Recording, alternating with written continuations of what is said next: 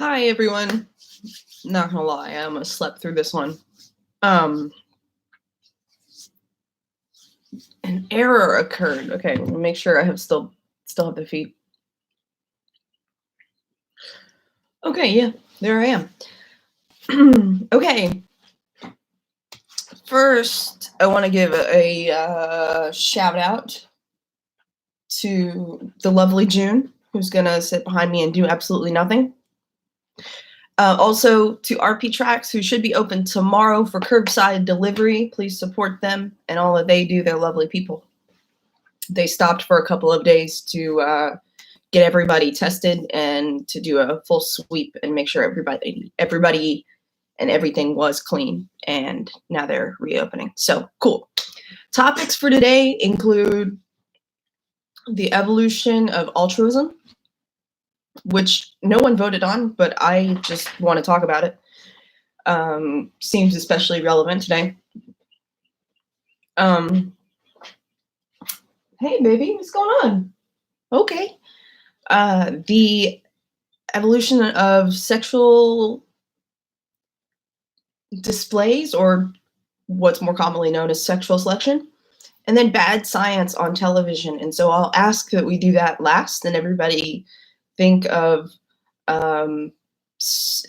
examples of bad science on television so we can talk about them last, and everybody can look forward to that. Not too many people here yet. Also, I'm super tired. Woo. So, hold on. Let me make sure everybody is here.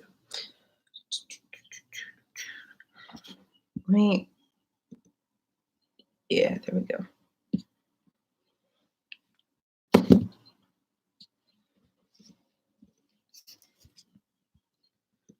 All right. I'm just doing a little self-promotion there. Okay, cool. So,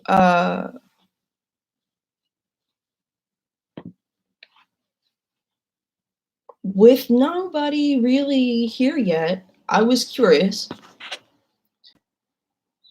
I see my mom, though, and she's going to know the answer to this question, so I don't want to ask it yet. Does anybody have any examples of bad science on television? Because I have a few from Star Trek that I talked to Michael about earlier. Hey, bud. Got some people filtering in. Any non-relatives of mine yet? Okay. See, I don't know those exact examples. The time Janeway turned into a salamander. I don't know that off the top of my head. But it sounds like terrible science. I will say that in general, every time I see an alien that is a bipedal humanoid type thing with 2 legs and 2 arms and eyes and a mouth, it drives me crazy to the point where I just have to like put it in the back of my head, because what are the chances that something would evolve on a completely different planet and look just like we do, pretty much. I mean, why wouldn't it just be a blob of, formless mass that has chloroplasts and can take in energy from the sun and make that, and doesn't need to communicate? And why wouldn't that be the intelligent life form? But anyway, but yeah, that's the example I have. Any non-biologists here yet? Because I have a question.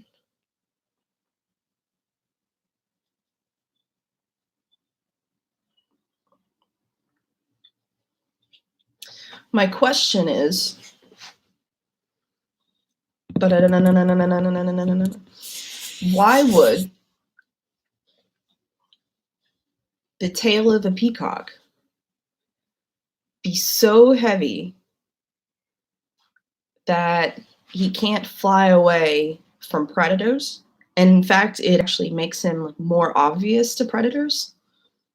And so he's more likely to get eaten by a tiger,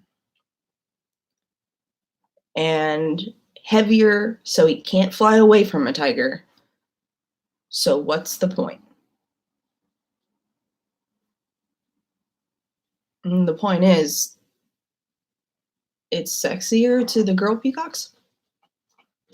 So backing up, natural selection, the idea is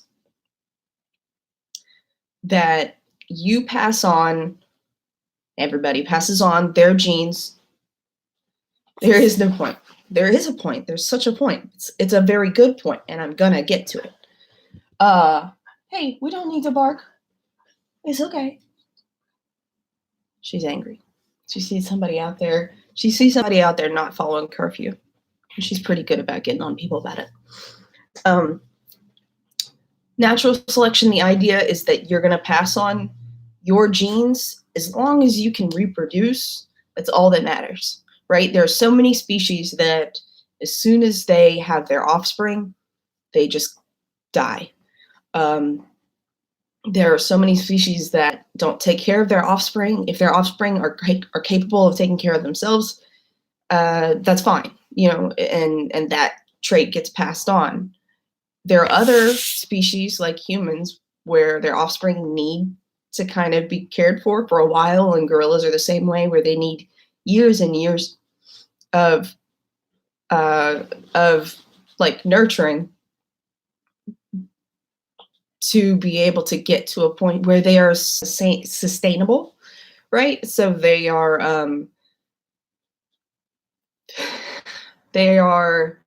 sustainable to the point where they're gonna live, and now that mother can like let the baby go. And so as long as that offspring is going to live, survival of the breeding is essentially the idea. So it's not just that you have babies, but that your babies are viable, that your babies are going to grow up to have other babies, because genes themselves are selfish where organisms aren't. So as long as your genes get reproduced, right? So that's the idea behind natural selection. Now, the cool part comes in when we talk about sort of unnatural selection, like artificial selection, which is where humans decide. Humans get to take the reins there and say, no, I like this dog, he's cuter, even if he has a flat face and can't breathe right and has to be born via C-section. Like a lot of brachiocephalic dogs, like bulldogs, English bulldogs and French bulldogs and things like that, are getting to the point now where they need human intervention to actually even give birth to their offspring. And that's not something we're going to see in nature, but because there's this human element, we call it artificial selection. The neat thing is humans are still part of nature, and so it's just sort of an arbitrary distinction. There are a lot of instances where in nature there's that artificiality as well. For instance, sexual selection, right? So going back to the peacock, it doesn't make any sense on a wanting to pass on your genes level that a peacock would have such a big tail that would weigh it down and make it obvious to predators, except that the girl peacocks, the peahens, tend to like it a whole lot. And so they pick those mates, those traits get passed down. And that is sort of, if a human were to do that, it would be artificial selection. But since it's its own species doing it, we call it sexual selection. And there are a lot of really cool examples. Anybody know any others that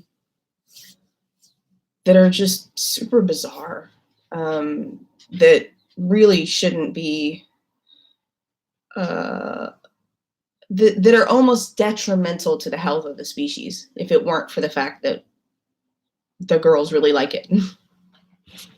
Or in some cases, the guys. There's the more removed in the family tree you get away from mammals, the more likely it is for guys to be those choosers instead. What? Come on over here. Here you go.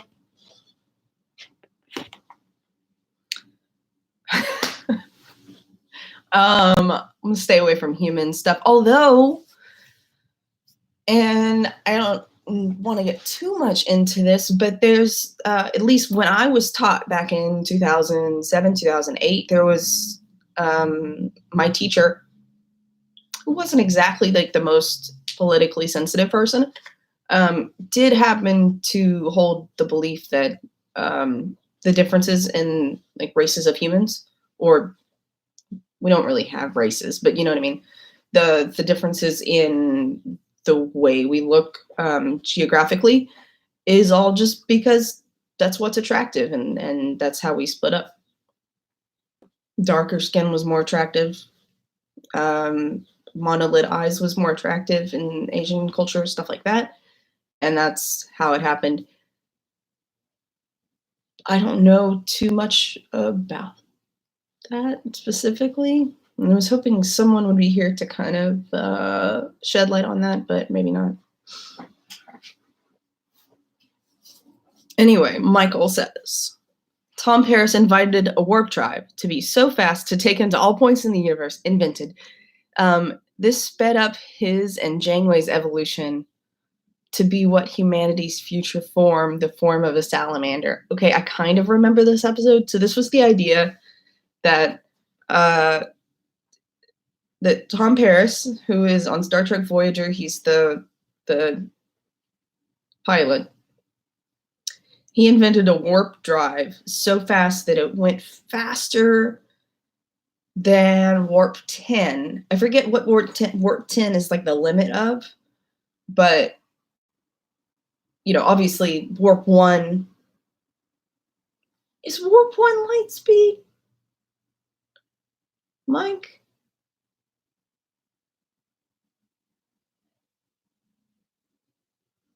No? Anyway, because I feel like if they go at impulse, they're still going faster than light, but I can't remember. Anyway, at some point, warp 10 is like a limit. Yeah, okay. So warp 1 is light speed, and then that's why inventing a warp drive is such a big monument in the culture. Okay, so warp 10 is some kind of ceiling. And if you go faster than warp 10, like Tom Paris did in this one episode, you're essentially going so fast that you hit all the points in the universe at the same time. And it messed him up really bad. He was like, he went kind of crazy, if I remember correctly, and it sped him up. I cannot speak to that part. I forgot that part of the episode. It sped up his evolution. Number one thing there is, if you learn anything about evolution, is that individuals do not evolve. Populations evolve. An individual cannot evolve. That's just it. So you're never going to turn into the next evolution of man. Not even your offspring will be evolved. Populations evolve as a whole, because evolution has to do with genetic flow and the genetic spread within a population. So right off the bat, anytime you see on TV something evolving into something else, like one individual, it just doesn't make any sense. But yeah, except in Pokemon, and that's the one exception where something can evolve into something else, and it's that individual organism. Yeah. Oh, let's talk about Pokemon. So there's this Pokemon called Paris. Speaking of Tom Paris. And its evolution is Parasect. And the Mike, will you pull up the Pokedex entry for Parasect? But it's this sort of like crab thing with a mushroom on its back, and it has these white dead eyes. And it's the description of this Pokemon is just so outlandish that you would think that somebody was just really, really creative when they made it. My hands are so dry because I've been washing them so much. Anybody else? Just super dry hands. But it's actually based in reality. So the cordyceps fungus in South America Yeah, a host-parasite pair in which the parasite mushroom has taken over the host bug prefers damp places. Cool. So this bug is dead and now being controlled by the mushroom. And how outlandish is that? Actually, not so outlandish. The entire cordyceps genus or family, it's a lot of different organisms, does this with ants and all kinds of other insects where the spore lands on them and starts infecting the bug, and then the bug slowly, before it dies, sort of does the will of the fungus. So it usually takes it, the ant will start, instead of doing the ant-like things, like taking leaves back to the colony, will start to like run off from that path. We'll maybe climb up a tree, get to a place where it's actually more beneficial for the fungus and not for the ant. And so the ant is sort of being mind controlled. And, okay. Yeah. The ant is being mind controlled to be taken to a point where the fungus is going to make it, where the fungus is going to be able to live. And then it kills the ant, and out goes the little fungus. The Last of Us, the game, is a pretty, if I remember correctly, I've never played The Last of Us, but that's a pretty good example of something cordyceps-like. But I don't want to get too much into pandemic stuff and Last of Us stuff right now.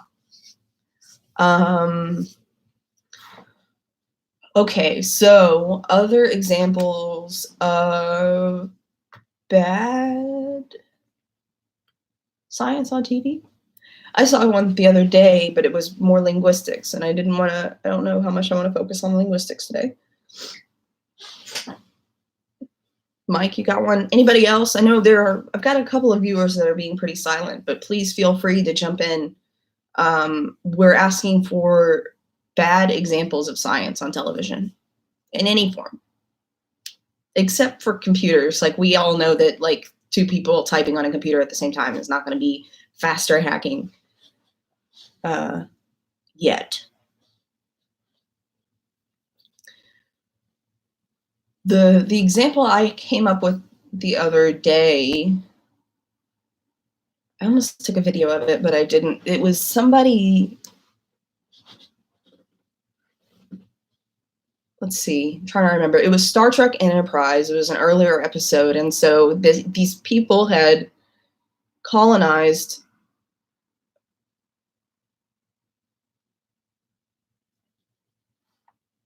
light doesn't travel that quick. Okay, so just let me read this so viewers know what's going on. Star Trek Discovery has 7 points of light that just appear across the galaxy. Light doesn't travel that quickly. Unless it does. You don't know. How do you know how fast light travels? Not like it travels at like a speed that's set by a certain equation or something. No, it's a great point. And to your point, I want to talk about the cosmic background radiation, but cosmic microwave background. Subspace is different from light speed. What is subspace? Is that just a Star Trek thing or not? Okay, I want to go back to my Enterprise example real quick, and then we'll go to that. So in Star Trek Enterprise, the guys find this colony called Terra Nova, which was in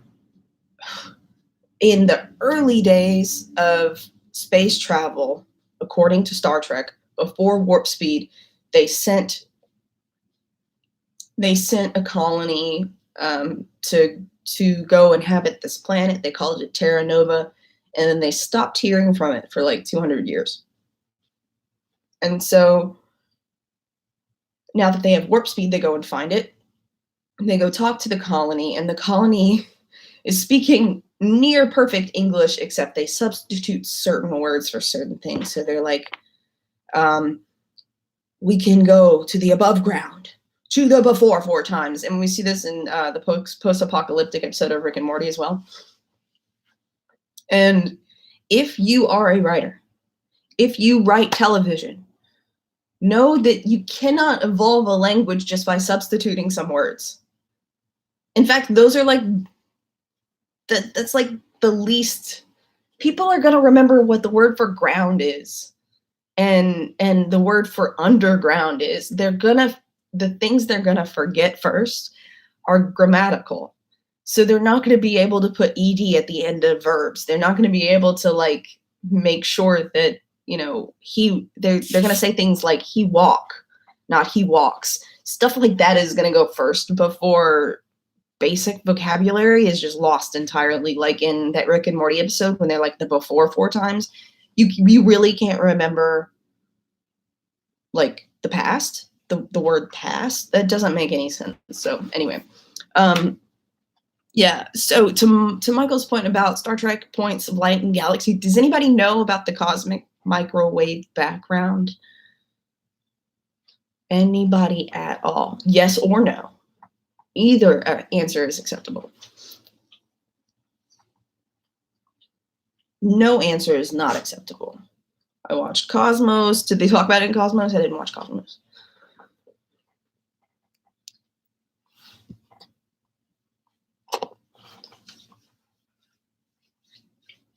You guys, I'm going to pull it up. I'm going to show you what it is. Yes, you do know what the cosmic microwave background is. This is CMB.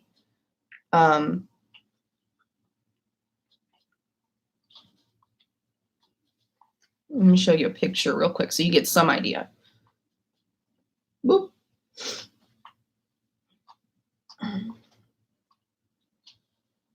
It's background radiation from the Big Bang. You are correct. You are super correct. I'm trying to find an image of it.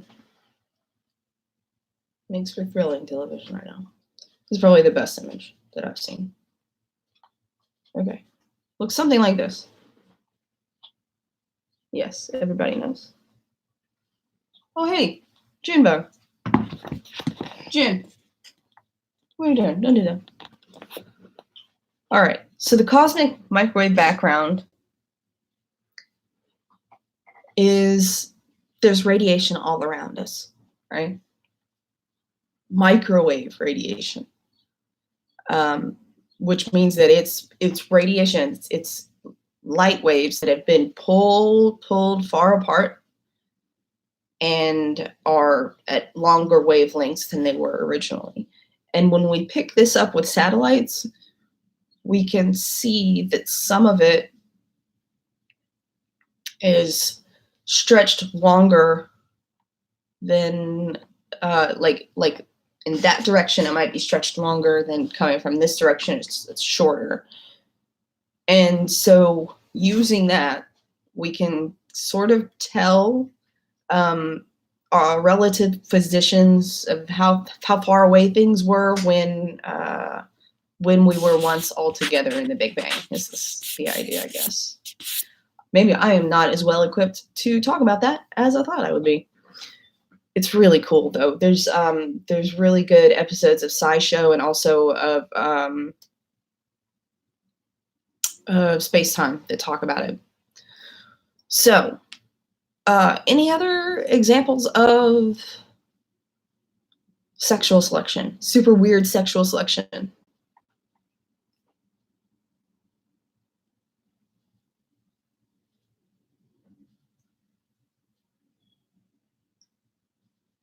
Everybody's just tired tonight. I'm super tired.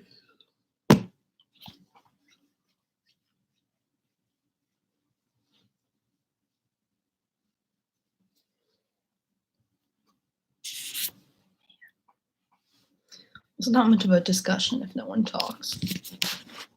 I feel bad because you're letting me down.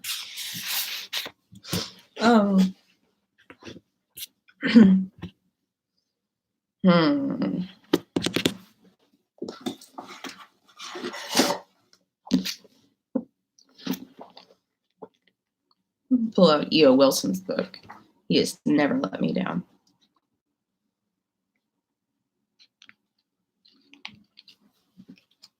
So for anybody who just popped in, we're looking for examples of sexual selection. So like really detrimental, otherwise detrimental evolutionary stuff that male bowerbirds are so great at. Yeah, so male bowerbirds make these really cool nests. Are they the ones that do like the blue stones and things too? Just to attract females, maybe even at the expense of, yeah, even at the expense of like finding food and things, right? To the point where it might cause a problem. Yeah.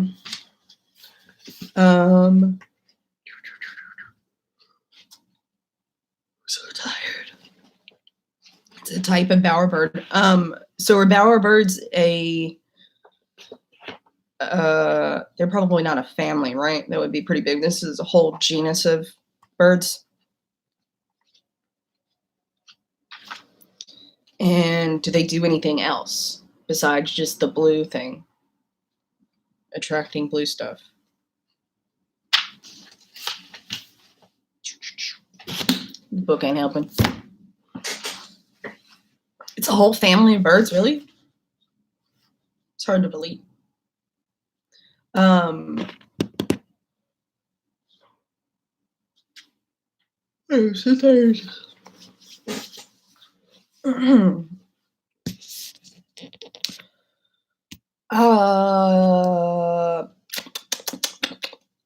Evolution of altruism. Sort of going back to our ant stuff. How come? Yeah, that makes sense. Separate species have different structures and mating behaviors. How come an ant colony only has one reproducing female? How does that evolve? Like, we know that that happens and that all of the females provide like help and support and food for the colony. But how does something like that evolve?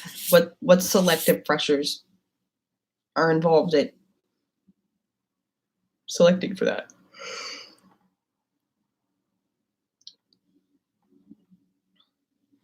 I don't know if I can stay awake for the whole hour. We might have to reschedule this, honestly. I don't have enough. I don't have anybody participating or anything.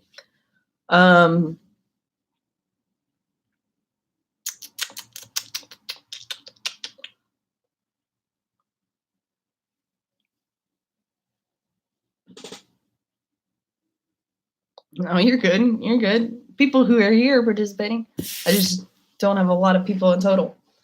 And the thing is, so I try to get a little prepared, but also I don't want to be like a lecturer, right? So I don't want to know all the material ahead of time. I really just want to have a conversation. And just not enough people want to converse today. It's been, I don't know, it's been kind of a hard day in the post-apocalypse, right?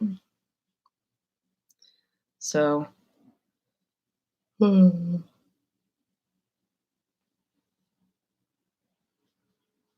I'll reschedule for later in the week. But yeah, I do want to say though about altruism. It turns out that like there's selective pressure for us to be kind to each other. And without going into too much detail, I think that that's just like the absolute coolest thing. And it's more than kin selection. So it's more than just, if you have some of my genes, I'll help you out so that your genes get passed on, and it's like half of my genes, so that's okay. Because in the end, even though our genes are selfish, we as organisms are not. And we just like to help each other. Weird. I think there's a lot of higher brain structures that are, it's okay. It's okay. She's freaking out. The more complex your brain is, the more able to like rationalize and say, hey, if I help you move, maybe someday down the line, you'll be able to help me do something. There are so many examples of altruism. Only a few that I can think of off the top of my head. Penguins will feed other penguins. Sometimes just because like the colonies are so big, you might just get like your children might get lost. And so you hope that when your children get lost, they're being fed, you'll feed somebody else's children. There are sneaky kinds of that sort of thing where this is more like parasitism, where one species of bird will lay their egg in another's nest.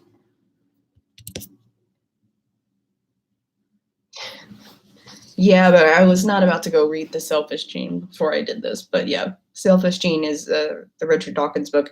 That's the one that comes up with the term meme, right?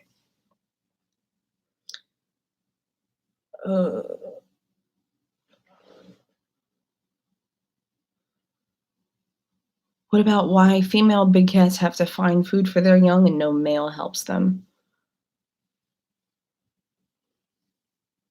What cats specifically?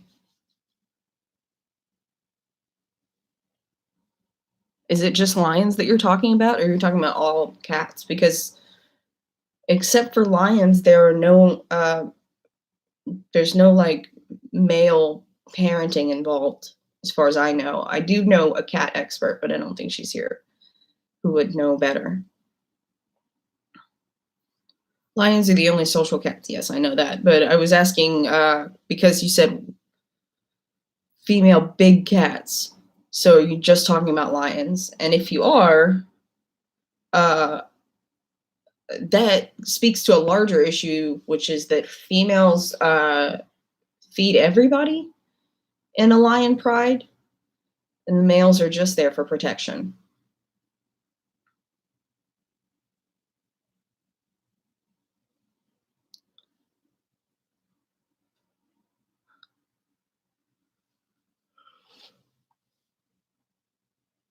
Yeah. The males are just there for protection, so it's not about them not feeding the babies, whether they are theirs or not. It's just that they don't feed anybody. Lion prides will have either one or two big males and then a bunch of females, and the females do the everything.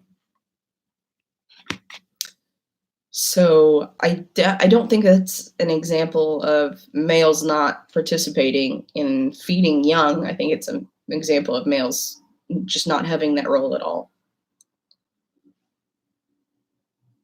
Anyway, I think I'm gonna cut this stream short. Because it's been a rough day for a lot of us, and I can't stop yawning. And we can come back later in the week and do some stuff. Yes. Okay. Awesome. An ornithologist. There are different forms of parental investment. Lions still invest, but in different ways. Yeah. So exactly. It's the female lions will like do the hunting, but it's not that the males aren't doing anything. It's just that they're not providing food. They're providing protection. Because if another male lion comes along, and this happens all the time, they slaughter all the babies and take over the pride. And that's really what Lion King 1.5 is about, which is why I don't recommend it at all. Yeah. I assume that you are Jonathan, right? And do you have any cool examples of like parasitism, bird parasitism? Or any kind of cool sexual selection in birds?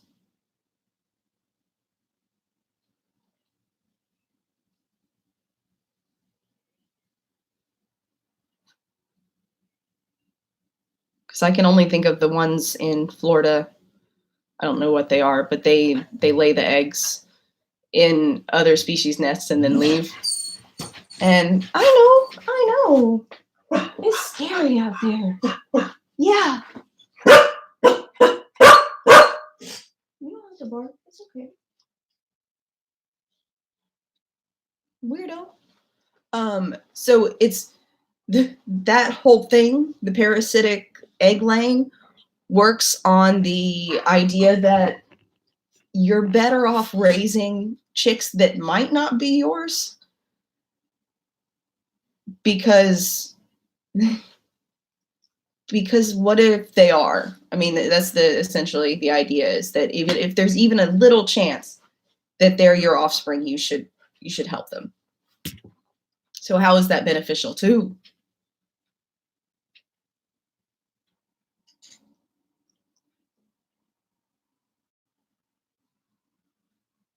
How is that beneficial to the ones raising them, or to the ones who lay them and leave?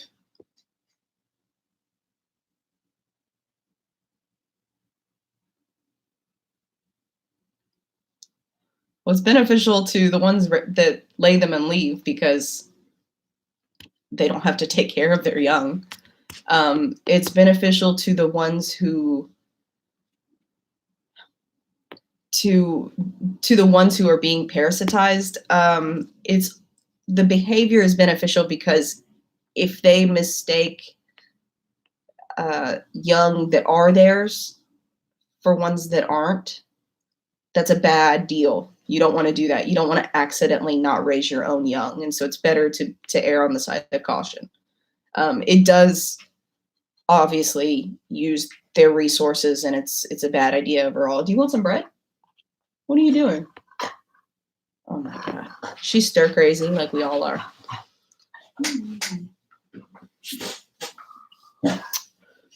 But yeah. Get that baby some bread and go to sleep. I think those are both really, really good suggestions. So I'll cut the stream short here. Feel free to send me some more. Okay, all right. Feel free to send me some more topics, and we'll do this again probably in by next weekend, because I've got a lot of video content that I want to put out before then. So have a great, what is it, Sunday? Have a great Sunday. Love you all. Take care.